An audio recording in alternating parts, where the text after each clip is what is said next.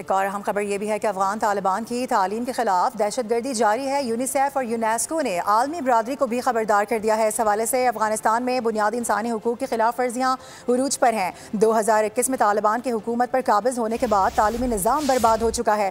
UNICEF और UNESCO ने तालीमी बहरान पर खतरे की घंटी बजा दी है। 10 साल की उम्र के 90% से ज़ायद बच्चे हैं जो कि सादा मतन भी नहीं पढ़ सकते हैं। और इसके बाद ये भी कहा गया कि वक्त आ गया है कि अफगान तालिबान दहशतगर्दों की सरपरस्ती छोड़कर तालीम पर तवज्जो दें, न सिर्फ पाकिस्तान की जानिब से बल्कि इंटरनेशनली जो इदारे हैं वो भी अब इसको क्लेम करते नजर आ रहे हैं। बात करेंगे नुमाइंदा खुसूसी सलमान अवान ज्वाइन करें। सलमान, पाकिस्तान तो कर ही रहा है कोशिशें, लेकिन अब हम ये देख रहे हैं कि इस तमाम तर सूरत हाल पर इंटरनेशनल मीडिया भी चिल्ला रहा है, जो इंटरनेशनल इदारे हैं वो भी खुलकर बोल रहे हैं।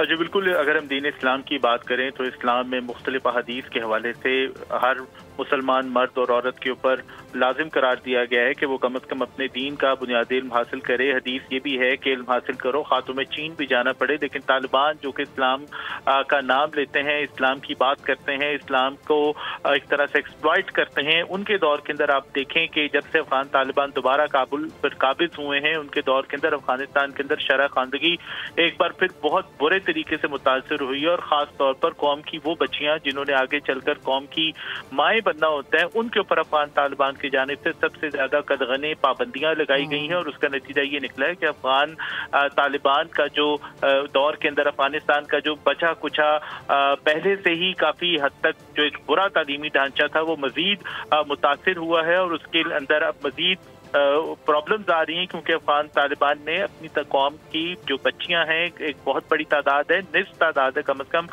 बच्चों की, उनको तालीम से मुकम्मल तौर पर महरूम कर दिया। और यही वजह है कि आने वाले वक्तों के अंदर कहा जा रहा है कि अफगानिस्तान के अंदर जहालत या नाख्वानदगी जो है वो मजीद फरोग पाएगी। इस हवाले से यूनिसेफ या यूनेस्को की मुश्तरका रिपोर्ट की हम बात करें जो कि 2025 की अब तक की सूरत हाल को कवर करती है, उसमें बताया गया है कि अफगानिस्तान में इस वक्त 10 साल की उम्र के 90% से ज्यादा बच्चे ऐसे हैं जो कि एक सादा मतन या चंद सतरें भी नहीं पढ़ सकते। इसके अलावा अफगानिस्तान के अंदर तकरीबन 20 लाख से ज्यादा बच्चे तालीम से मुकम्मल तौर पर महरूम हैं। और स्कूल जाने वाले बच्चे जो हैं वो भी बुनियादी इल्म सीखने से कासिर हैं। इसी तरह लड़कियों की तालीम पर जो इस वक्त 4 साल से मुसलसल पाबंदी आयद है, उसके नतीजे में तकरीबन 22 लाख बच्चियां ऐसी हैं जो मुकम्मल तौर पर स्कूल से महरूम हो चुकी हैं। और अगर ये पाबंदियां जारी रहीं तो यकीनन 2030 तक तकरीबन 40 लाख अफगान बच्चियां सानवी तालीम, जिसे आप प्राइमरी एजुकेशन कहते हैं, उससे मुकम्मल तौर पर महरूम होंगी। और उसके बाद फिर 2019 से 2024 तक के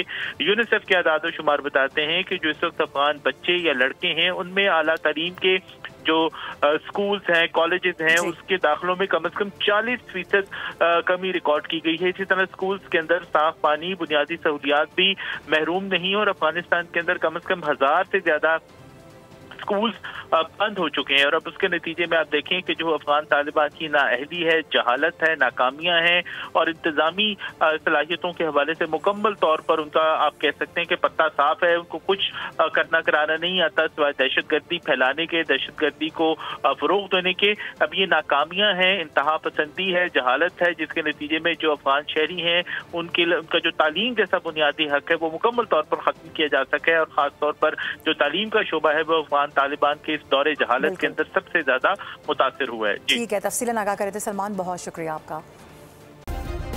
सब्सक्राइब करें और बेल दबाएं ताकि कोई खबर रह न जाए।